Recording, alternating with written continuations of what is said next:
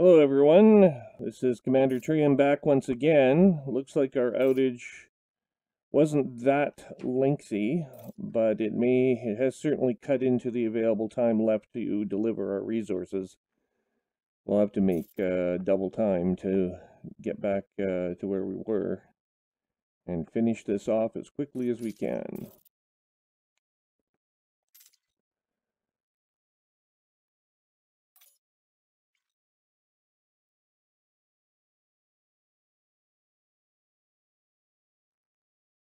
Service was back up at 4:35 Eastern Daylight Time in North America.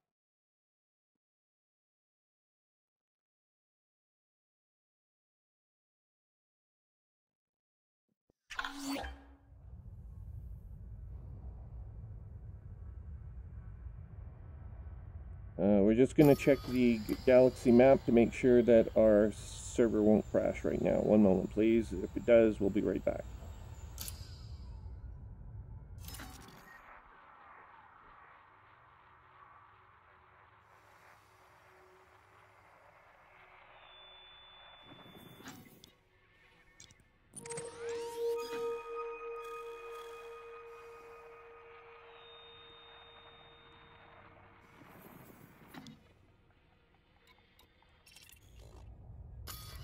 It does not seem to have crashed. To finish off the mission, however, we will have to go back to the...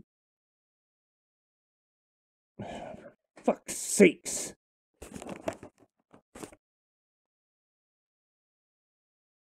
God damn it.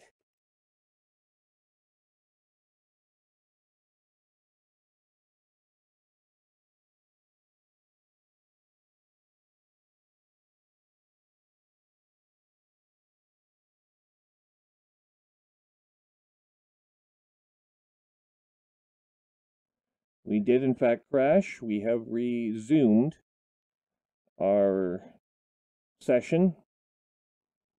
So apologies for that. We are coming back online as we speak.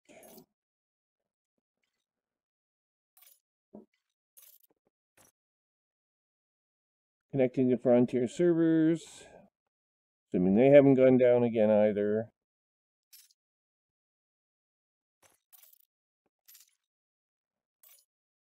Ay, ay, ay, ay, ay, ay, ay, ay, ay. What a pile of garbage this has turned into.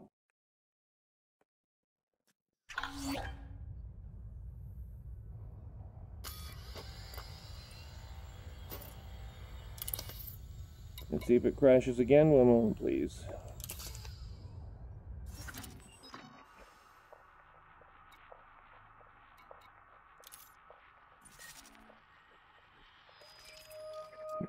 Seems like we have a stable load finally. So, provided there are no further issues from Frontier this afternoon, we should not have to restart our server client again. We are just going to verify our jump count and course to the Duamta system. And we will have to do a refueling exercise as well.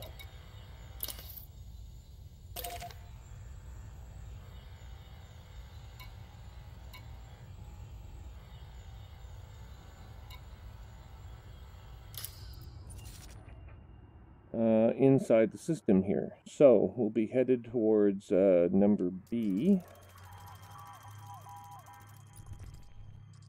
Appears to be the closest base to us at the moment. It is 66,000 light seconds away. No, we'll just jump to the next system. That's too far. Speed is going to be the key here. And that is not speed.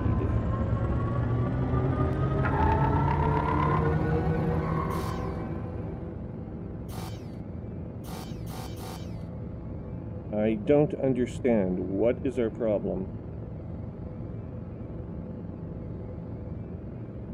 Oh.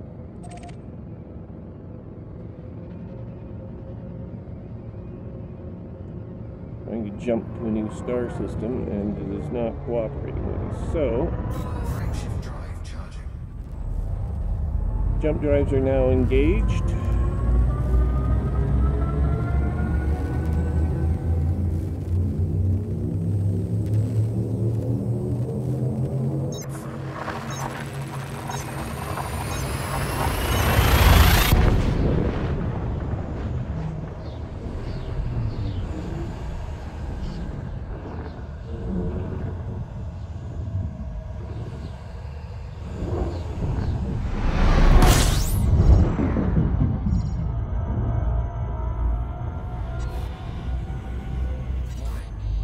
That is not what we needed. Oh my god!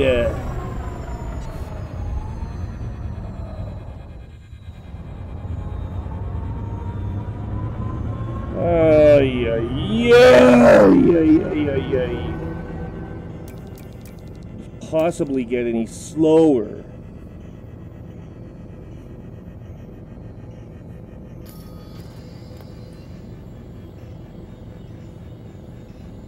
Holy crap. Unbelievable.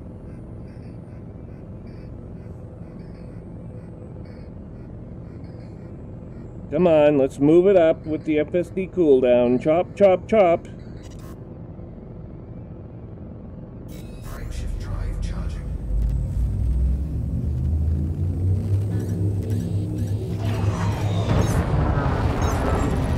2.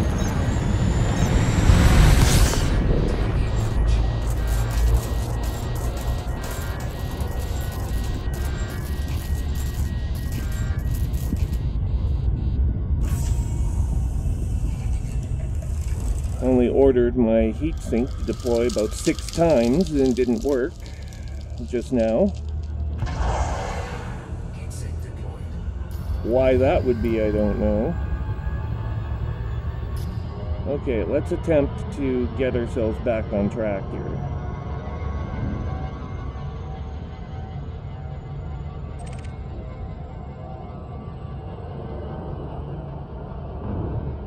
I really don't care about this useless system. Frameshift drive charging. Get us out of here.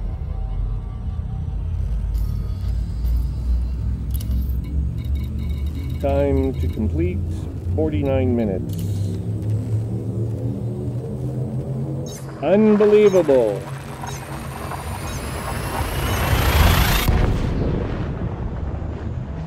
We only need to complete 5 jumps in 45 minutes. I don't know what the hell the problem could be, but I'm sure the game will find a reason not to make it happen.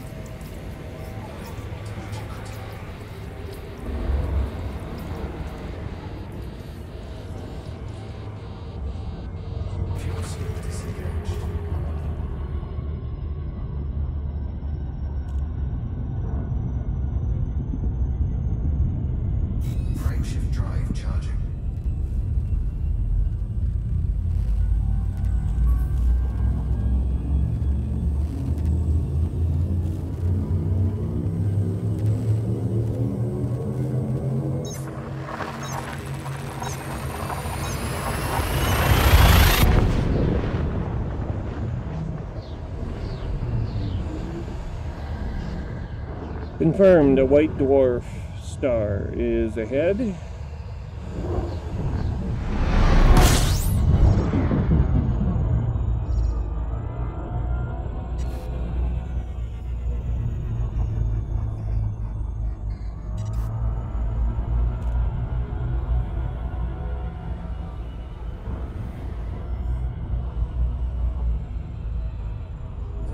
Frameshift drive operating beyond safety limits. Frameshift drive supercharged.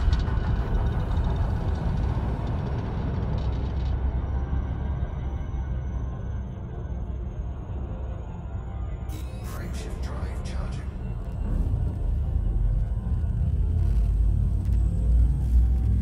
Log 96.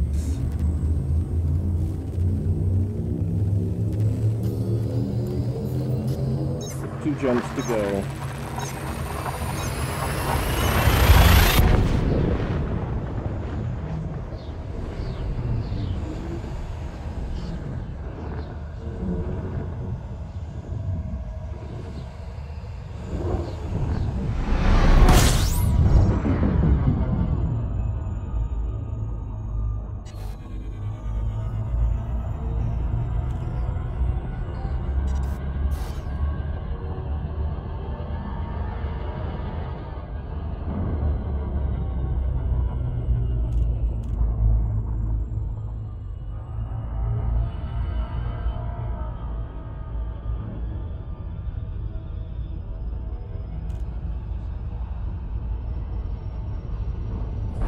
Frameshift drive operating beyond safety limits.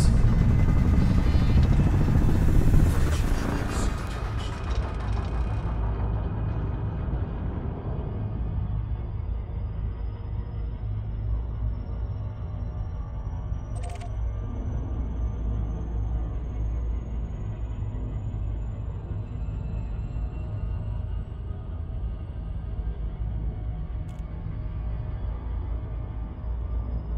Frameshift drive charging.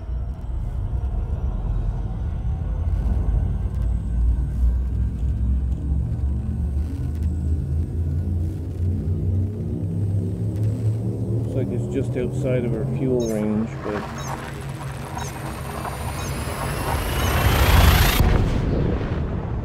this will complete our jump sequence, and with that, we will head for the base to cash in.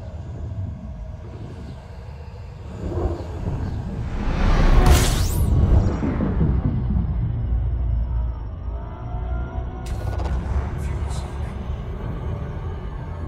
Fuel sweep disengaged.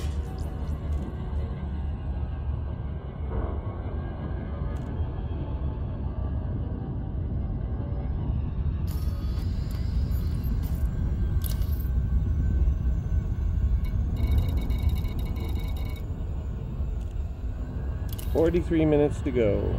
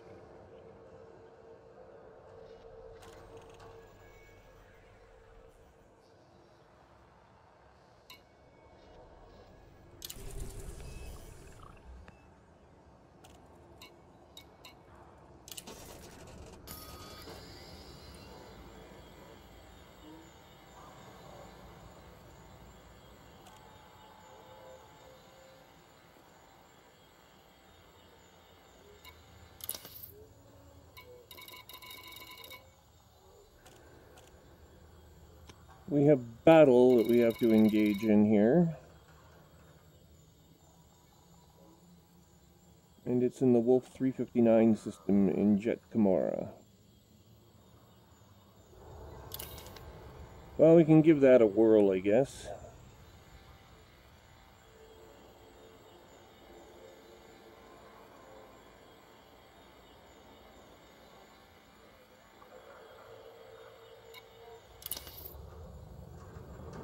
We also have escape pods in Wolf 359, so we've got some business there, and we've also now got business in Procyon.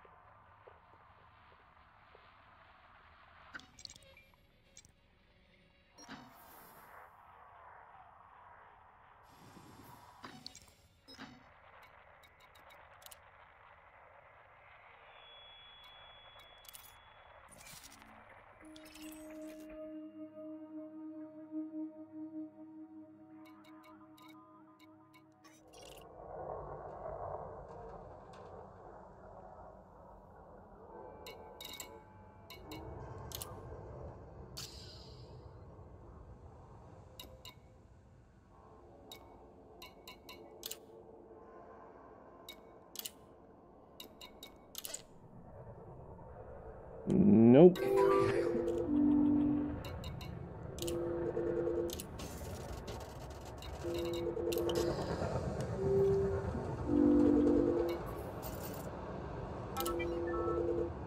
Crashes.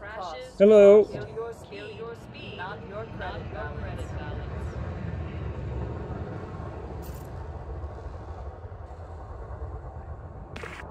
Hello.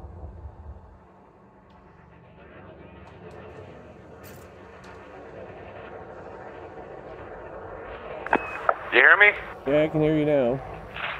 Yeah, you still using VR? Yep. Fuck, I just reinstalled my whole fucking system, and I got a 1070 GTX. Oh, really? Okay. Yeah, that should be a good enough video card. Yeah, it made all the difference. It was my video card, I guess. Yeah, a 1070 would be the basic unit now for VR. Is that what you're using now? Yeah, I'm using a 1070 8 gig. Oh, okay. What do you mean the basic unit? There's like fucking 3 video cards better than that thing. No, I know that's the most like it's the lowest end one that you can get that will support VR smoothly. Is the 1070 Jesus now. Christ. So I'm told. Well, I I'm have not the using VR. I use 970 with my VR headset. So, but they don't make the 970 anymore. Anyway. Well, I don't care. Fuck. So you're not using VR? Did you not have Oculus? No. Oh, okay. I'm not gonna use VR until that shit gets way better. Have you tried it yet? Like I hear... No. I'm not even going to. I'm not gonna fucking go nuts on that. And plus, I'm moving. I'm probably gonna go to Canada to take a job at the fucking bank. Oh, okay. Which one? Where do you live? Toronto or Scotiabank? Where do you live? Scotiabank. I live in Ottawa, which is 4 hours north of Toronto. What do you mean? Like how many kilometers north? 400. And you only drive 100 kilometers an hour? The fuck? That's the speed limit here, yeah. Are you serious? Yeah. I mean, people will You go... 100 kilometer an hour speed limit? That's fucking bullshit. Yeah, You should be able to do that in like 3 hours or 2 point something. Yeah, no, it's 100 kilometers an hour for in Canada, almost everywhere in Canada. Oh shit! Hang on, oh, I gotta shut that off. I got an anaconda now. Yeah, that's good. Yeah, so I'm running around blowing shit up with this thing. In fact, I'm just about to start doing battle in Wolf 359 against the Jet Kimura pirates. Yeah, what's happening with the what are those things called? The League of Repercussions or some shit? Oh yeah. That's probably Commander Jameson's daughter, Lori Jameson, is probably behind that. She's been assassinating senators and killing off generals in the Alliance and people who are... Basically, it's the descendants of relatives who... INERI, yeah, the Navy Research thing. That's right, yeah. The Naval... And they're responsible for the plague that killed, like, the Thargoids or something. That's that started the war with the Thargoids, yeah, and created the genocidal plague, yeah. Yeah, so who cares? So why the fuck are you trying to kill them? I don't know, it's just something she wants to do. It's part of the plot. Yeah, but they're saying that some of the signals are coming from known places, no? Yeah. Like, they have centralized origins. So what does that mean? Does that mean we can find them? Maybe. They're we're not sure exactly where the terrorist bases are, but there's the Formidine Rift, which is still a place of intrigue because that might be the location of the intergalactic gate Raxla on planet Raxla, which is thought to be the source of the Thargoids. So that would allow us to take the battle into Thargoid space instead of just sitting here and getting our butts kicked. But, well, they're not being kicked anymore because now we've contained the Thargoids for the time being, but thanks to Eagle Eye. But without Eagle Eye, we'd be at their mercy, basically. They could attack whatever star bases they want. The reason you haven't seen any star bases catch fire lately is because we've found a way to contain the Thargoids and prevent them from moving from one system to another. And this is basically by cutting off their ability to conduct scouting and intelligence. Well, that's not true. I see plenty of things that are down. They're still down, but they're not, you won't see new star bases being damaged or catching fire, basically. The way the big red icon on the starbase, the way you used to, because for a week after the Thargoids attacked the base was in a state of, evacuation and destruction. But that hasn't happened now in over a month. So... Yeah, but they're still being damaged and attacked. And you're still getting all those Well, no, signals the damage, of the pending attacks. the damage that was previously done still has to be repaired. So there's still like 20, 25 or 30 bases throughout the galaxy that still have to be fixed. And that's why there's a new community goal this week to expand in a more general way the repair schedule of all these bases. But there hasn't been a new starbase damaged in a month. Not a new one. Okay, that's good news. So they're contained for now, but when they launch those base ships, I mean, it's all but been confirmed that those Thargoid bases are actually base ships, and as soon as they get off the planet's surface, we're all in deep shit because they're way bigger than our biggest capital ships. And they still haven't, and the Empire and the Federation haven't given any indication yet as to whether or not they're gonna launch. They're gonna equip their ships with anti-Xeno weaponry, AX weaponry. I hope they do. They could destroy the ships from orbit if they wanted. Maybe if they. Or they could go down. They could go down and plant explosives inside, blow them up. They could do all kinds of stuff. But they fix themselves, right? The ships, the base. Yeah, but to what extent? I mean, how far can they heal? I don't know. It's never. Right now, they're just being used for intelligence and gathering resources. Again, the Federation and the Empire haven't done much about these base ships yet. But I want to see them. We'll have to see what happens. Anyway, so you heard about the announcement for the end of this month, on June 28th. There's another version of Elite coming out. Some people aren't very impressed because, of course, the Alliance Chieftain upgrade will be available. You'll have two versions of the Alliance Chieftain, and the second one is supposed to be better than the first, but we'll see about that. And then there's no crate yet, which is pissing a lot of people off. There's maybe one of the classes of the 12 outstanding types of planets that have atmospheres. One of them you might be allowed to fly into to give you a taste of what atmospheric flight might be like. But there's hints now that the atmospheric flight add-ons, like the full release up onto including habitable Earth-like planets, that will be supported in Q1 of 2019. So there could be bases on those planets now as well, which will expand the game considerably. So, well, that's all interesting, but lots of new stuff happening. What about the fucking, like, fleets and wings and stuff? What happened to that system? That'll happen before the end of the year. I thought that was going to happen already immediately. No, they can't get the fleet carriers there might be a version, again, of the fleet carrier added at the end of the month, but the actual player faction-managed fleet carriers won't be available until probably November of this year. So, anyway, I gotta get into this this Wolf 359 system, or I'm gonna be in deep shit. Why? Wolf did something for. Got it. Like, compare where I am, I'm going to the fucking Cat Spot Nebula. Oh, wait, what are you doing out there? You're just exploring?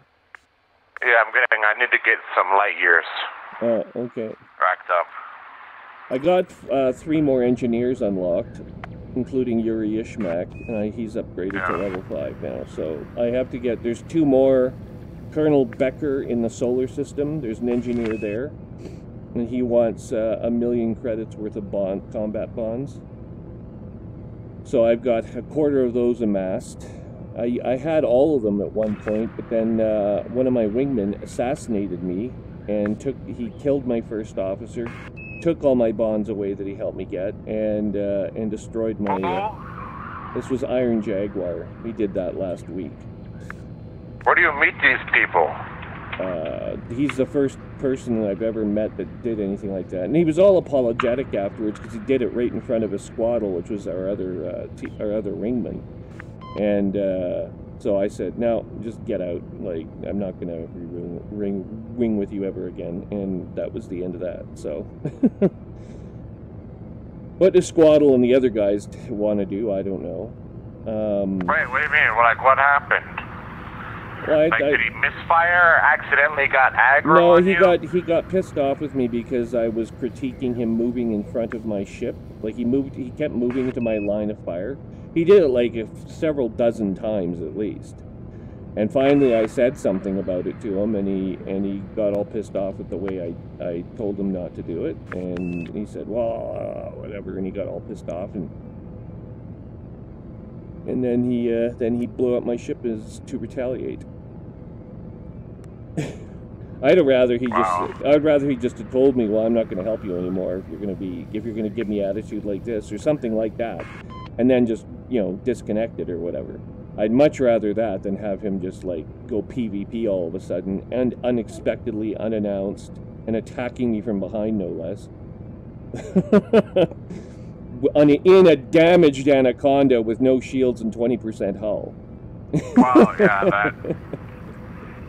So that's when he chose to attack me in his alliance ships. And it was just like, Well, okay. he got a warrant for that, no?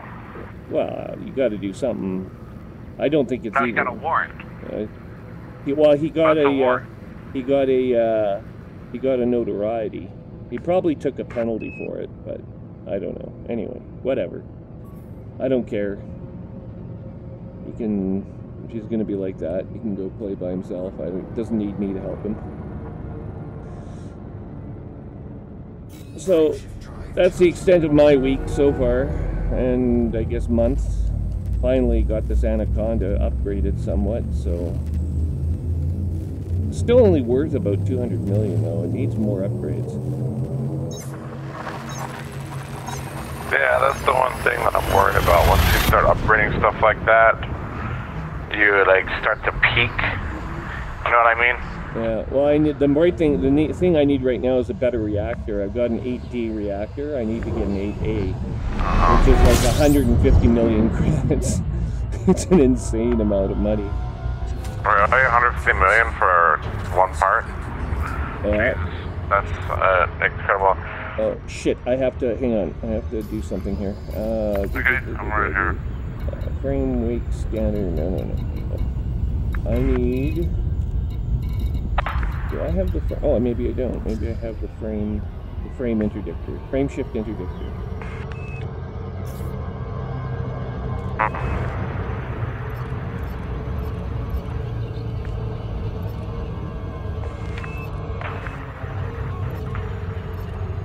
No, I don't think I brought an interdictor along, which is kind of dumb because I need one in order to do this. Oh, that's stupid. Okay, I need to go buy an interdictor now. I'll go to Lomas Orbiter, lock destination, and I'll go buy an interdictor. I never use interdictors. Well, you have to for a mission. There's no other way to pull them out. Yeah, it depends on what mission it is. For this mission, I need one. And I have one somewhere, stored somewhere, but I'm going to have to wait for it to be delivered. And I only have 25 million credits right now. I don't have that much money on hand. So I keep upgrading my ship. Yeah, that'll set you back, no? Yeah, well, I always have a couple of rebuys of the Anaconda just in case I get fucked around, but because you never know.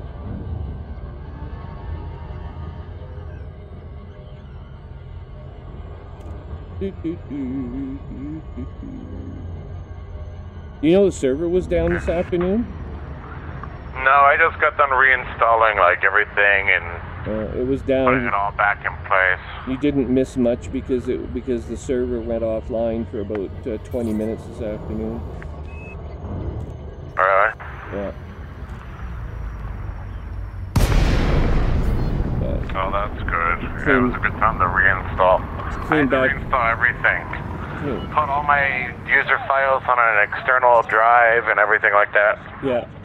So you saved your configuration, at least. Yeah, I got all the stuff saved. I like copied everything, migrated all over to different user files. Big pain in the ass. Because you're copying, like, those user files use, like, hundreds of gigabytes. It's ridiculous. Yeah, I know. Insane. I'm like, holy shit, like, why does an operating system that takes up 40 gigabytes need to have 60 gigabytes of just, like, files? Well, Like, user-generated files. It seems a little bit excessive, you know? They just love their data, but of course we can store it microscopically, and most people have. Like, I have 5 terabytes of drive space. It never really amounts to anything, but it is a lot. It is a lot of data, that's for sure. No, you don't have terabytes of SSD space. No, I don't. I've only got 512 of SSD, but the rest is the IDE is all terabytes. Yeah, I don't do that. Like, even 512 SSD fills up pretty fast with sure. Microsoft. It's ridiculous. Yeah. I mean, an operating system should not be going over 120 gigabytes.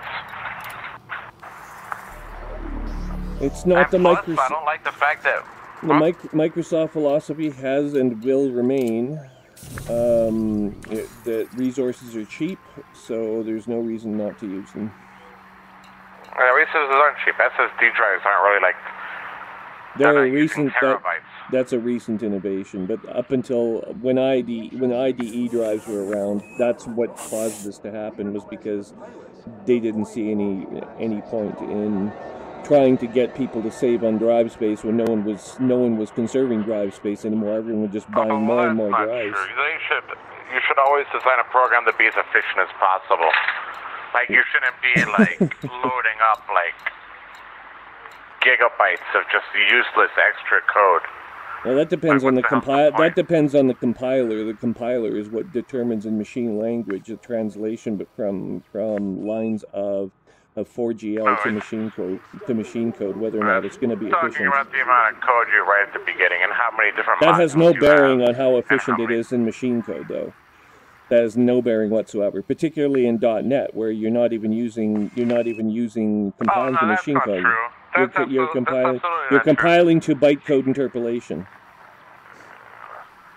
No, it doesn't matter what's the machine code or not. I mean, if you're talking about having code that's written for like multiple situations and some of them are superfluous and unnecessary, yeah, it absolutely reflects on performance. Yeah, having excess bloatware definitely affects performance.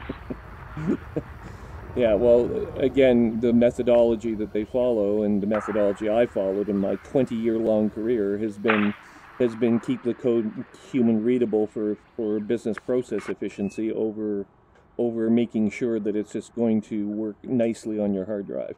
No one gives a shit if it works nicely on your hard drive. They care more about how fast you can make changes, updates, and corrections to the source code, and that means that humans have to be able to read it first.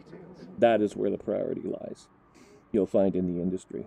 Anyway, I got to get going here. I have to make dinner, so I will talk to you a bit about this and other issues later. If you're on tonight, I'd love to wing with you. Take care. I'll be around. See you. Great. See you soon. Bye bye. Okay.